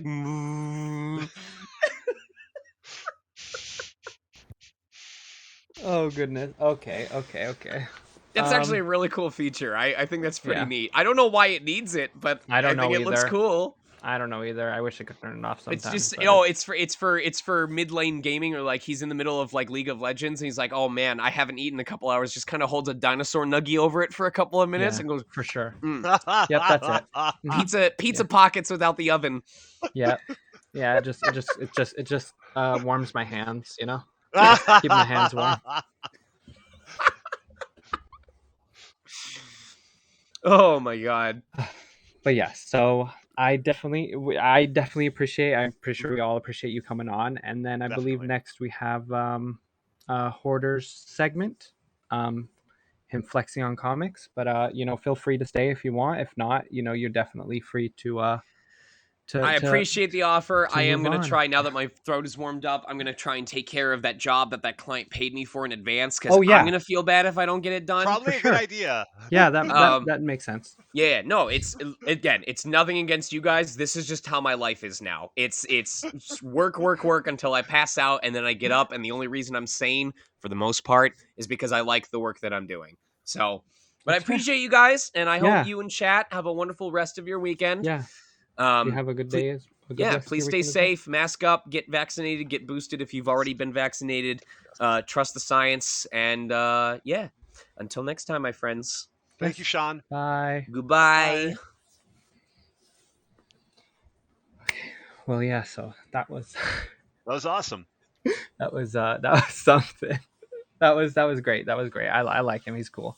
But yeah. So I believe that we have you're gonna go ahead and start flexing on some comics. Yes. So basically, my comic of the week. This is one that came out last Wednesday. Marvel comic She-Hulk #1. And this is a book I've been waiting a long time for. It was really good. It's funny, and with I not trying to spoil everything, but the whole idea is that like She-Hulk is kind of starting over. Things have been difficult with the Avengers, and she's very recently helped out the Fantastic Four. But now she like things are so rough for her, she can't even really afford clothes, and she really doesn't have a place to live. And so she's just trying to start over. And she's just going down the street and comes across Titania, one of her big villains, and it turns into a brawl. And She-Hulk, Jennifer Walters, she's like, "But you turned over a new leaf. You're a good guy now." And she's like, "Well, I'm also bored." So they get into this big fight, and there's this moment where Jennifer has to carefully take her shoes off, and then she's actually like taking her outfit off, except for her like her underwear, and Titania's like, "What are you doing?" And she's like, "I can't damage this clothing. Do you know how expensive this is?" And then basically to get into a fight, they get the idea that they're going to have a fight club now. So basically, it's the idea of like a superpower fight club to get their frustrations out in a meaningful way. It was really entertaining. It was funny. It feels very different than the Dan Slott run, and also Jennifer starts a new job with a law firm, and basically she's there, and she's really lucky to get the gig. And towards the very end of the book, Wasp shows up, and she's like, "Hey, you can stay here, you can crash here." And you see Jennifer all happy, and she's got like clothing, she's in a lap of luxury somewhat, and she's trying to get back into like being happy again. Boom! Someone appears, and it's a huge spoiler, so I can't say who that is, and just completely turns her life upside down again. Oh goodness. Yeah, Yeah. it looks like who cares says that he just read the comic. He Who just read cares? this What did you comic. think? I liked it a lot. The fight was great. It's like I want to say like 6 to 8 pages, and it's just funny. And yeah, it's like Titania just like gets bored sometimes, or just like needs to get this out of her system. And Jennifer feels the same way, and she's like, "Let's start a fight club." So I'm interested to see if other heroes are going to join this fight club, what this all goes into, or if that's just like a kind of joke on the side, just to kind of introduce Jennifer to people that don't know her. But yeah, I really liked the issue. I thought it was good. Nice. Yeah, I always keep thinking like I need to get into reading comics, but then I just play like too much Valorant or something, and I'm just like, when do I have the time? Even though I definitely have the time, but I'm like, I think comics are so cool, and I've always been interested in them. It's just I feel like I would probably like want to start. and I know like a lot of the ones that you've been covering, you mentioned like this is like the first one. I feel like I should really probably like the next one that interests me that you say, yeah, this is like the first issue of this. I should probably read it. Well, this one you can probably still get, and I was like so psyched that I actually got two covers. I got the base cover, and then Adam Hughes did a cover. And Mm. Adam Hughes does very like realistic looking covers, so it's really two like awesome takes on She-Hulk. One more of a comic book, and one more of like a realistic. But yeah, it's really a good book. Let's see, what else can I talk about? Amazing Spider-Man. I like it a lot. I like what they're doing with Ben Riley. I like the Beyond Corporation. I feel what it's basically once a week, and I think it's too much now. At one point, it was two times a month, and that was for quite a while. And then recently, it was like three times a month, and now I think it's like every week. They're trying to reach issue 1,000. They're trying to push it by like an anniversary date type of thing, and it's really hard to keep up with. A book Is that it comes getting out every week is kind of crazy. like oversaturated? Like, is it getting kind of like what's the right word? Like redundant almost Well, with no, so many issues. like the story's good and everything, but it's really hard to keep up with a book that's every week. Like Oh. Batman and Detective Comics, those from DC, those come out to give you an idea. Those come out twice a month, Mm-hmm. so just like every 2 weeks roughly. And they, like that is not that bad. You know, I mean, you got to look at the economic cost. You know, instead of like $4 a month, you're spending 8 if you're reading Batman. So that's one thing. So with Spider-Man, if you're reading it right now, you're looking at 12 to 16 a month. Just, you Oh. know, and that's US prices for the book. Oh yeah, yeah. And then Price. also too, it's the fact that like I don't think no matter how much I like a character, I want the book to come out every week. It's too much. It's too That's much. fair. Twice a month I think should be the max of any book coming out. Plus, also, if you order it and it takes like a week or so to get it, you know, depending, then like by the time you get last week's, you're already now waiting on the next one. So I feel like that's a lot. I'm You know, lucky because I unless have a shop here called Lost World of Wonders I really like, and that's where I usually go and get my well books. then yeah, that's Yeah, good for sure. yeah. How many different comic book series do you read at a time? That's a great question Like because active, like I got a new issue, I'm gonna be reading this. right now, I would say about 8 to 10, because like sometimes there'll be an issue that comes out of something, and you want to see, ooh, how's that going to be? But it doesn't connect with you. You don't want to actually go in for the long haul and like Mm-hmm. fully get into that book. So you got to look at that type of thing. You might get just one issue of that. But like Batman right now, Amazing Spider-Man, Fantastic Four, Thor, Venom, crossover, which is a Donny Cates book, which is it really wild. It's like all these comic book characters basically become real and come Hmm. into the real world, and you're slowly trying to find out, whoa, what happened and how is this? And it's great because some of the characters have that old print style like old comics had, so they have like that crazy dot matrix look to them in the real world. It's Mm-hmm. really a good book though. It's really cool. Okay. Yeah, that sounds good. What other books does everyone else like to read, like in chat? What Um, books are you all reading? I need to read more. I was reading for like the longest time because up until like I started with like being treated for ADHD, like I couldn't tell you the last time I legit like read a book prior to that. And so once I, started getting treated for ADHD and now I'm able to like actually concentrate and like finish books, I started the I Am Number 4 series. Okay. They had like a movie about it a while back.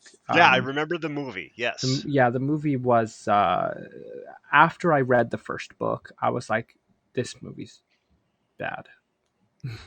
But I think that that one has they actually have like even newer like they had a sequel series after the main 7 books.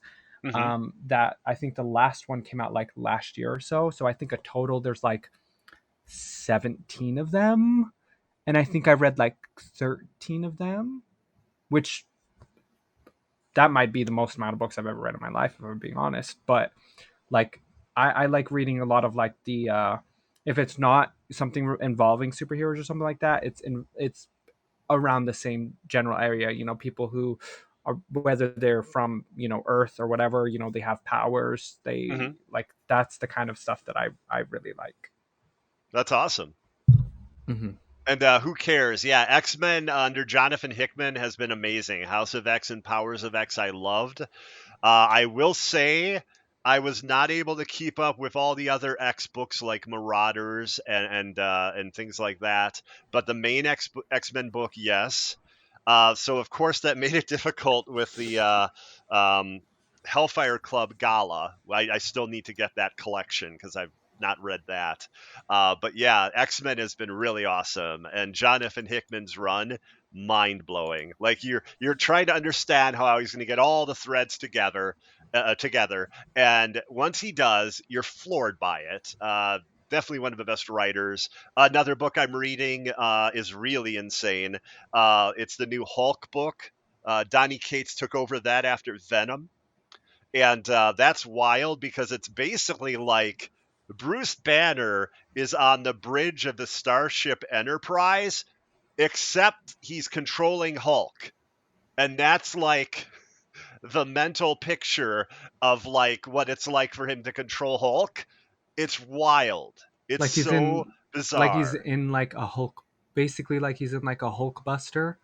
Well, Hulk has all these like crazy, almost like cybernetic augmentations, but it's basically to Mm, control Hulk, and he's using the basically the trauma and the terrible things that have happened in trauma. Hulk's past to control him. The trauma. It's wild. It is really a wild book. I recommend it. It's insane. Okay, and then also looks like since you would probably be the best one to ask about this, because honestly I haven't played it in a couple weeks and I never really like farmed it or really understood exactly it. So would you like, how do you feel about the Marvel's Avengers decision for changing the in-game comics? Okay, yeah. So here's the thing. I fully understand the idea of a nerf. I totally get that. But when that nerf takes you from 100% to like 10 or 15, that is massive. That is Yeah. just an insane nerf. Mm-hmm. Um, 50%? Like I would have started smaller and then Mm-hmm. seen, oh, maybe we need to nerf it again. I would not have made a massive jump like that. I fully get you don't want characters that can take the entire brunt of damage and get nothing from it, even in Mm-hmm. like the most difficult content like a raid. You don't want 100% armor. I fully get that. That was a glitch. But my God, their levels of armor have gone down so low for people that they're just dying left and right. There's not much they can do about that. They spent all this time grinding for these comic books, and yeah. So what I would have done, I would have nerfed it. However, I would have tried to make that nerf sooner.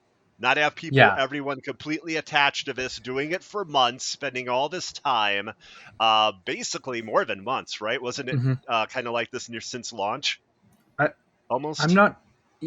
Yeah, with people farming comics, yeah, I'm not sure, but it Yeah, was specifically regarding the defense one. yeah, But yeah, no, like I feel like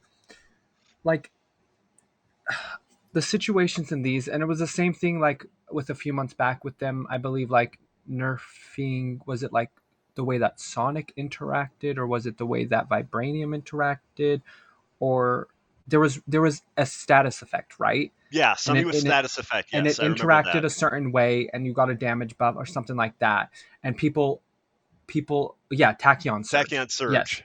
So they had already incorporated that into their builds. It was already going on, you know, they've been doing it for, I believe, like months at that point. And then they decide to nerf it, I believe, like drastically, just like this. So Yeah. it just seems that like on the scale that they would want to do something like this, I feel like they would need to act quicker. Like Yes. I Or feel like the problem in general is that like it, like in a PvE game in general, like I feel like there are certain instances where nerfs I feel like are viable, right? but in a lot of the times in PvE games, I feel like nerfs tend to like dissuade people from like continuing to play because it's only them versus we're not we're not fighting each other. Sure, So I understand. I like I can see the reason like it would dissuade people, but like if you're looking to nerf something like that drastically, if you do it before people have already incorporated it into like their builds and they've been going strong for like a month or two, I feel like that kind of really like almost makes it seem like they don't care about the people that play in a way, if They that don't makes basically they sense. don't care about the time they spent. There you They go. don't That's value the time that players spend. That's yes. definitely what it looks like, and you see that in a number of games as a service. That's an issue with games as a service as a whole, where there's always that question, and like there's a point where content isn't coming. Right now, everyone's huge on Destiny, but Yeah. even Destiny has these moments Oh every yeah. year where people are like less enchanted with it, no longer interested in the way the season works, kind of upset that the artifact has to be like redone, each season. I Hmm. know that was a issue for a lot of people, Hmm. and then also losing content, which is a weird thing with the whole like vaulting stuff for Yeah, Destiny that they have to do, probably because of the size of the file. that makes sense. Yeah, yeah, it just never really made sense to me. But Yeah, what they needed to do is, even if there's a bizarre technical aspect we don't understand, and it was so hard to do the nerf, they had to be very loud and in the community saying, "We're really sorry about this, but this has to be nerfed. yeah, The nerf is coming." yeah, So like we would recommend not spending all that time doing this, and then mention other things you should do in game instead. yeah. So you're not basically saying, "Hey, don't play our game. Play Hmm. our game, but do But this instead. yeah. You'll be better rewarded in the long run." Unfortunately, we made an error. We have to nerf this. Hmm. But yeah, I mean, from armor being at 100% going to 15 or 20%, Yeah, wow, that's rough. That's yeah, rough. for sure. Okay, so uh, what are your thoughts on the Moon Knight trailer? I loved it. It looks Funny. so good. It's awesome you asked this question because I feel like the king of fools here, because I would have loved Moon Knight. I would have read it years ago. Loved the character. For some reason, I thought Moon Knight was more of like just a hard-boiled like detective at night. And I Mm-mm. don't mind that, but it just didn't seem like something I would get into. I had no idea his big thing was fighting Dracula and vampires and creatures of the night. I feel like such a goof that I didn't know that. And he Um, also, I believe, he also has more of like it's kind of like a split personality as well, yes, which is yes. where the Moon God takes advantage of him and chooses to like enter his one of He's his got like the personalities. god Khonshu in his head, but then Hmm. also multiple personalities I believe he dealt with before Khonshu Yep. was a thing. Yep. So yeah, wild. So I'm really Jed McKay is currently doing the comic book, and I have every issue so far. I'm loving that. That has been really good. Um, Hmm. but yeah, Moon Knight's a very cool character, and I'm looking forward to the show. And they gave a date for the show too, didn't they? Isn't it like March rather 30th. soon? How March great is 30th. that? Like I Yeah. was worried we wouldn't get any Marvel content on Disney Plus until fall, because apparently now it seems like She-Hulk is fall. And when I heard that, I certainly was not thinking that Moon Knight would be before Oh, She-Hulk. I Yeah. I did not think Moon Knight was going to be before She-Hulk at all. But yeah, and then okay, so this is something I'm very excited about as well. So, did you watch the gameplay overview for Lego Star Wars: The Skywalker Saga? Like 3 times, yes. Okay, yeah, yeah, yeah, same. Like it just literally looks like it is probably going to be. My fiance makes fun of me all the time because I'm like, "Hey, you want to play like Lego Incredibles or like Lego Avengers or like Lego Marvel superheroes?" He's like, "No, I don't really like Lego games. I'm not really a fan of Lego games." And I loved them since the beginning. Like Yeah, even when they me were too. just saying blah blah blah blah blah blah blah, um, but this literally looks like. like it's going to be the best Lego game that has ever come out, like period. Like I don't even think that there's a question as to if there's any Lego game that's better than this. I think like period, like this is going to be the best one. I'm worried that I'm going to end up eating these words with a giant spoon, but I think this could be possibly one of the best Star Wars games Oh made. no, I agree What I 100%. saw of the combat, of the graphics, of the choices you get to make with different pathways, which they Mm-hmm. already started. I don't know if anyone out there has played Force Awakens Star Wars Lego. That's a great game. And then there, like you could build something on the left, on the right, or in the middle. Depending Mm-hmm. what you built would be a different cinema and a different way to take on your enemies. But now it looks like you can use this for pathing, and like at one time you go through a level one way and stealth it, next Yep. time you go full on action and shooting or lightsaber. But like it looks so good. It I mean, seems I'm like so impressed with it. they're like trying to be more like they're trying to bring like more, well, obviously more ways to play, but also like dabbling in like different genres of gameplay for Lego games, which like I Yeah. never would have expected. Like just like the action combat, like people were comparing it to like Devil May Cry and stuff like that. Cause you're like juggling characters and you know, hitting them, you know, punching them and like comboing them. And it's like, wait, now there's like full combos. And like I think the fact that like what is there like 30 planets that you can, Yeah, it something like was that, like 30, 27 to something 29 27, or something like something that. like, but it could be over 30 ultimately. Yeah, and then Yes. you can choose which trilogy you want to start with, and then you can go from there.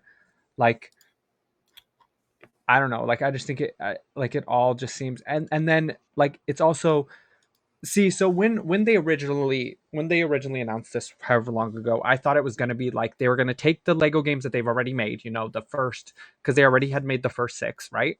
And then they made Lego the seventh. Why can't I think of the name? The seventh movie, the Oh, first Force one in the new trilogy. Awakens? Yes, Force Awakens. I'm so Yeah, sorry, yeah. I literally forgot. And then they made the Force Awakens, and then they just never made a uh, a game for, you know, Last Jedi and the I other know at the one. time I was wondering about that. I was Hmm. like, what is I going thought it on was. I here? thought they were just gonna re-release, like upgrade the graphics and stuff like that, and re-release it with them making two more games. So they were gonna re-release the seven, update it with like modern, like maybe like whatever eight and nine have, like combat wise, whatever. They were gonna update the other ones with that, and then just release it as that. But I did not realize that they were going back and remaking every single Lego game that they had already, and then incorporating the new combat and stuff like that. So like maybe not complete remake, like maybe the same levels. I don't really quite know, but like even Complete doing, remake from what I've seen. okay, see that, okay, that's Just what I absurd. thought. But it just, yeah, that's no wonder why it took so long. And Yeah. and the thing is up until now they never clarified anything. So up Yeah. until a week ago, well, whenever the gameplay overview came out, or the first trailer, I was like, they're just going to re-release the first seven, and then, you know, where the basically what this is you next gen, you get to play all the Star Wars Lego games, but then they just add the two new ones. But that's not what it is at all. They're literally remaking, from what I can tell, every single Lego Star Wars game and then releasing it as one huge package. And then the Yes. fact that it's 9 games in one, right? And it's still Yes. just the regular price of a single video game. Yeah. It, like I'm I like, know. are we like, this feels like a steal. Like you're literally getting 9 fully fleshed out Lego Star Wars games for the price of one normal game. Well, my friend Xbox Live Mike, he actually got to play it. He went to E3 in Ooh. 2019, and he got to play like one of the missions, and he got someone there was there kind of like telling him some things about the game. And you know, at that point, it was thought to come out like in 2020, but then Mhm. COVID happened. Yeah. The average Lego game in development, I think, is about 2 years or so, from what I've been reading. This Interesting. one is like 5. Yeah. This is the most ambitious Lego game they've made, and although while we're talking about how awesome this game is going to Lego be, Fortnite. we would Stop. be remiss to Fortnite is talk just about the gonna story that came out last put Lego week characters. about like crunch and things like that, and you know, morale at at the Traveler's Tales. Correct, that's the name Yeah. of the TT TT. games. Yeah. Yeah, TT Games. So that's a sad thing, and I'm hoping that they're actually looking into that and trying to make that better for their employees. Yeah. But yeah, the game looks amazing, and I feel that we're all gonna really enjoy that experience. And for Star Wars fans, this could be a ludicrous year because another rumor is that we're gonna get Jedi Fallen Order 2 shown to us before the Yep. E3 period, which would Hmm. be before June, Hmm. and then it could even And come out release. as early as like fall of this year, holiday of Hmm. this year. So Yeah. that's crazy. We could get two amazing Star Wars games, and heck, Star Wars Lego could even be like on Game of the Year lists. Yeah. And then Yeah, I forgot what I was going to say, but yeah. So I think we're going to try to end it in like the next few minutes around here, sure. like at 12. But I have one last question. So Yeah. what games coming out like within like the next couple weeks are you super excited about? Because I personally am so excited about the Pokemon game that comes out this week. Legends of Arceus looks Arceus. awesome, and I will probably grab that. Mm-hmm. I'm looking forward to it. It's supposed to be a very big departure for Mm-hmm. Pokemon, and So it's like like, kind of like mm-hmm. taking place in the past, right? Yeah. So it Uh, takes place like a few hundred years before Sinnoh is called. Like they reference Sinnoh, but like it's the Hisui region, but it's basically the Sinnoh region. But so it's like like the birth of the Sinnoh region, basically. yeah, and like it, like basically the entire game has leaked online. Like anyone who has like an emulator can play it. Yeah, I've been trying I'm to avoid all that. Yeah. Yeah, I may or may have not. I'm gonna say I haven't, but basically, I just wanted to know whether or not this was something that I was gonna like, and if I don't believe, and this is just based on what I'm taking off from other people's who have played it so far.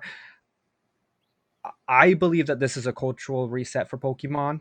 Like, I don't think Pokemon is ever going to be the same as it has been prior to Arceus. And if if from what I'm understanding, if Arceus is just a taste of what Gen 9 is going to be, I think Pokemon is going to be what all these, because the majority of the fans are adults, okay, and like a lot of Yes, these people are as like, of, this as is of a now, kid, yeah.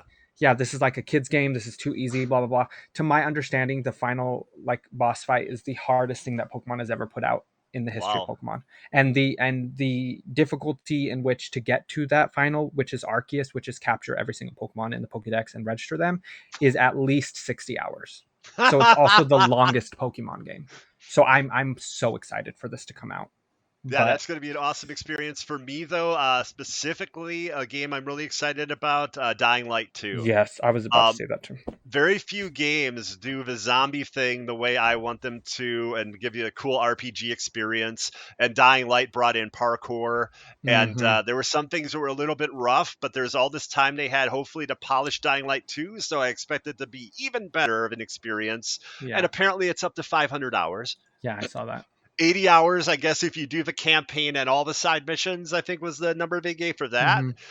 But yeah, that's going to be an awesome experience. I'm very much looking forward to that. Yeah, And then I'm very much hoping that at some point in early February, there's rumored to be a Sony event. I'm hoping we hear more about a little game called, oh, I don't know, Gotham Knights.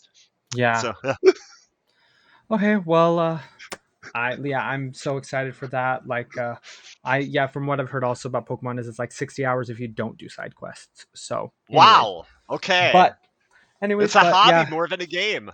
yeah. It looks like Breath of the Wild. It looks huge. It looks beautiful. But anyways, okay, I will just keep rambling. But anyways, so thanks Hoarder, thanks Hero in the background working the tech and stuff. But that was the first League of Valiance podcast. I mean, in my opinion, I think it went fairly well. I don't think I was too nervous. I think it was fairly conversational, and I definitely felt myself like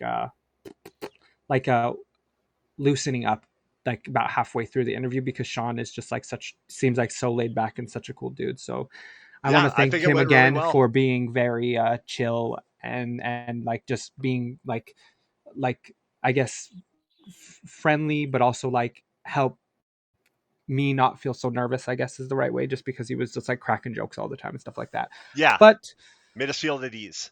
Yeah. we are going to go ahead and end our first podcast. We are going to be rating Fez. I'm sure a lot of people probably know him. I've played. He taught me how to play Dead by Daylight. Like, he's a super cool dude. So we're gonna go ahead and rate him out. But thank you, I everyone. rated Fez last night, so this is awesome. Nice. Well, so thank you once again, Hoarder. Thank you, Hero, and behind the scenes, and thank you for everyone who stopped by our first podcast. We are here next Sunday, same time. We're going to have Walter Gray the Fourth, who is in our circle probably most known for playing Taskmaster in Marvel's Avengers. But stay tuned for that interview. But yeah, I appreciate once again everyone who stopped by. Yeah, thank you, Sean Chiplock. Thank you, Hero, and Flash. Awesome. It was a great time. Yeah, for sure.